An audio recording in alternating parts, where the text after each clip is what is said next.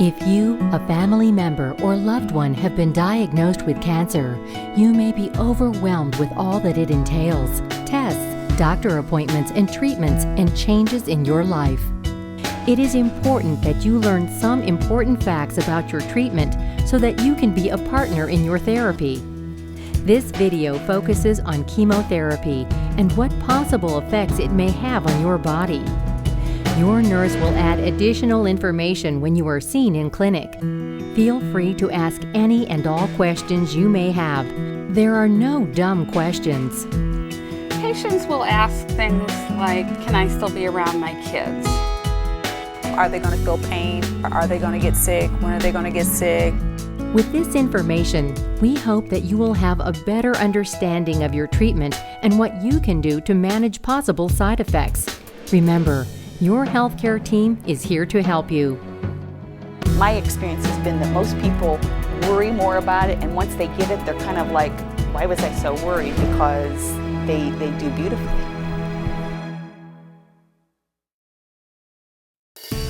Sometimes referred to simply as chemo, the term chemotherapy is used to describe medications that kill cancer cells directly. We usually will give it by an intravenous medication. Sometimes it is a pill that you would take at home. Other medications used to treat cancer include biologic therapy, hormone therapy, monoclonal antibodies, and targeted therapies. These medications work on the cancer cells differently and may also have different types of side effects. In this video, we use the term chemo or chemotherapy to refer to all anti-cancer medications. Research has been done to evaluate the effectiveness of certain chemo treatments for specific cancers. These drugs go through clinical trials just like antibiotics do to see what drug is best suited to treat the certain type of cancer that a patient may have. For example, there are different antibiotics for different types of infections. Likewise, not all chemotherapy medications work in all types of cancer. Drugs may be administered as a single medication or in combination. Regimens also differ. For example, some are given on a single day, some may be given 5 days in a row. Although some chemotherapy medications are given by mouth, many drugs are given intravenously or IV through a vein in the arm.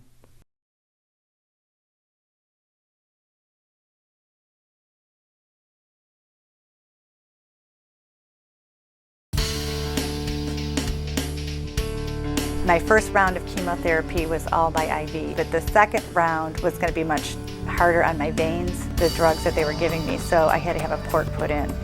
A port is a device about the size of a quarter that is implanted surgically under the skin.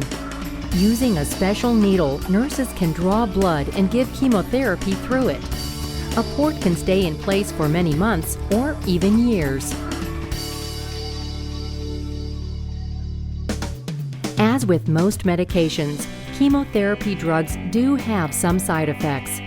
Side effects are the unintended reactions that occur as a direct result of taking a drug.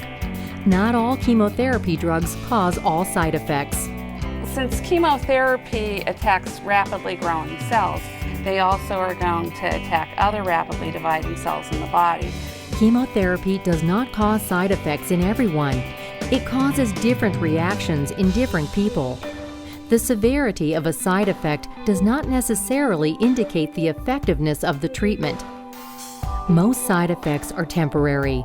However, there are some side effects that are more long-term. Your doctor or nurse will discuss with you the side effects that could exist in your personal treatment and whether these side effects are short or long-term. Chemotherapy affects bad as well as good cells.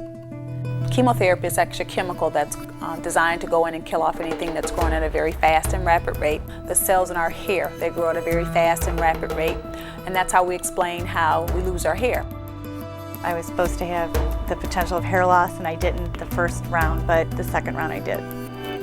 If your chemotherapy is going to cause hair loss, you may want to purchase a wig prior to starting your treatment so your hair can be matched. Some insurance companies will pay for wigs if prescribed by your doctor. Some people prefer to wear scarves or hats. Covering your head is most important if you plan to be out in the sun. Some patients may experience nausea and/or vomiting after chemotherapy treatments. Anti-nausea medications will be prescribed to manage this side effect. Be sure to take these anti-nausea medications as prescribed. If they are prescribed on an as-needed basis, it is best to take at first sign of queasiness to have the most effective control over this side effect. If the anti-nausea medications are not working, alert your doctor or nurse, as there may be other anti-nausea medications available. Sometimes strong smells can cause nausea. Eating food at room temperature may help. During chemo, you may experience lower blood counts. Different cells and parts of your blood will not be able to work as efficiently. We all have 3 different kinds of blood cells in our bodies. White blood cells fight against infection. One of the most common and concerning side effects of chemotherapy is a low white blood cell count. When your white blood cell count is low, you are at increased risk of infection. During this time, it is recommended that you wash your hands frequently. Also, avoid crowds and people with colds and the flu. Outside of these recommendations, being with people including coworkers, friends, and family is okay. Red blood cells are the most common type of blood cell. The red blood cells, their purpose in life is to carry oxygen to the cells of our body. And platelets make it so that if we cut ourselves, they're what causes our blood to clot so that we don't continue to bleed. Platelets help clot blood. When these blood cells become low, there is more risk of bleeding. Fever may be a symptom of infection that needs to be evaluated urgently while receiving cancer treatment. Be sure to check with your doctor or nurse for guidelines of who and when to call if you should develop a fever. Before starting chemotherapy, be sure your dental care is up to date, especially if you know you need dental work. Dental work should not be done during chemotherapy when you are at risk for infection. Some chemotherapy drugs affect the cells in the lining of the mouth and may cause mouth sores, taste changes, dry mouth, or infection. One of the things that you can do to prevent problems is doing what we call chemo mouth care. For relief of mouth sores, rinse your mouth several times a day with a solution of 1 teaspoon salt, 1 tablespoon baking soda, and 8 ounces of water. Avoid commercial mouthwashes that contain alcohol, as this may cause additional discomfort. If you notice that food starts to taste metallic, try using plastic utensils instead of metal. Sugarless hard candies such as lemon drops may help relieve dry mouth. Other common side effects may include diarrhea and/or constipation. Diarrhea can contribute to dehydration. Notify your doctor or nurse if you have 3 or more loose bowel movements above normal in a 24-hour period. Constipation can contribute to additional nausea. Even if you are not eating, you should have some bowel activity. Notify your doctor or nurse if you are experiencing problems with constipation. Some chemotherapy medications may cause infusion reactions. These can be similar to an allergic reaction. These reactions can range in severity from mild hypersensitivity to severe or anaphylactic reaction. You know, if their throat is kind of tickling or if they're coughing, they could be having an anaphylactic reaction to some of the drugs. And the nurses are in tune to watch for those with the drugs that we administer, and we have emergency medications available. During your chemotherapy infusion, immediately let the nurse know if you experience any new feeling, but especially pain, chest discomfort, breathing difficulties, itching, or flushing. Some treatments, particularly some of the targeted therapies, can cause a rash.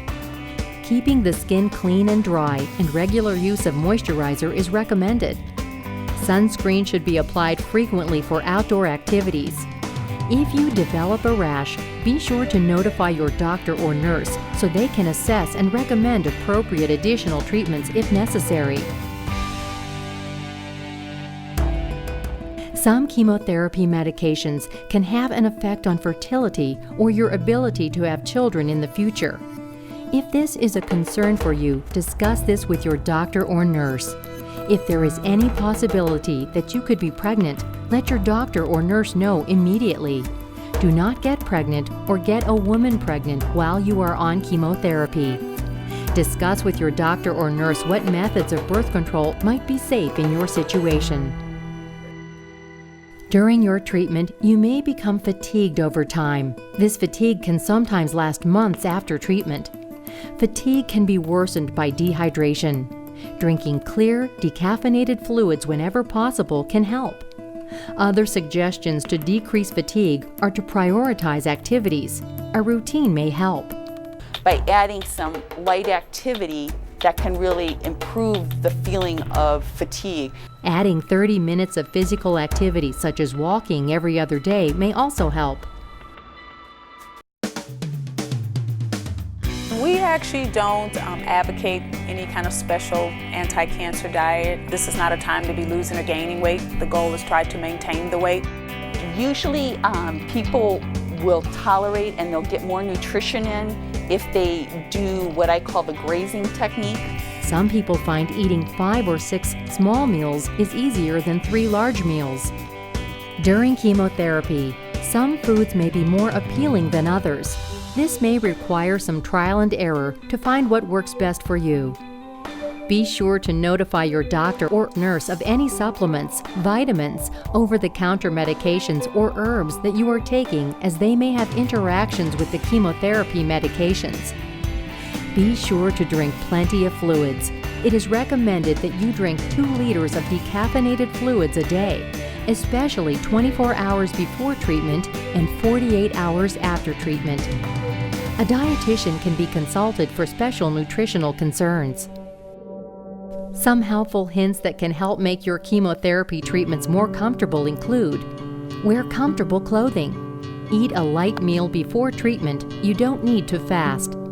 You may want to bring something to do during treatment, such as a book to read or an electronic game. Avoid eating your favorite foods on the day of your chemo treatment.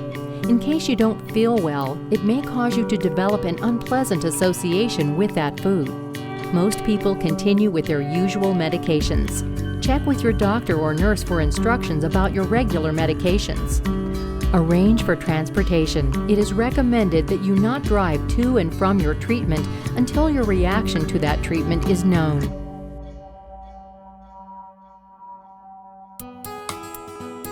With chemotherapy, is it something that you want to do for a walk in the park? No, but most people tolerate it without really much difficulty. No, they shouldn't be scared to go in there. You have to educate patients. It's about communication. I did probably 75% of my normal life. But as the treatments went on, I was able to weather them much better. Now when I go in for this stuff, it's just, I lay there. And I just truly feel that if you have a positive attitude going in this and you just say you're going to fight this and you're going to fight it the best you can, and eventually it's just something that you look back on in the past. There are many resources available to assist you with your chemotherapy experience. Your doctor or nurse will be able to identify these additional resources at your facility. For additional information about specific side effects or chemotherapy drugs, visit the website chemocare.com. This video has been generously sponsored by the Scott Hamilton Cares Initiative at Cleveland Clinic Taussig Cancer Institute. For more information about CARES, visit www.scottcares.org.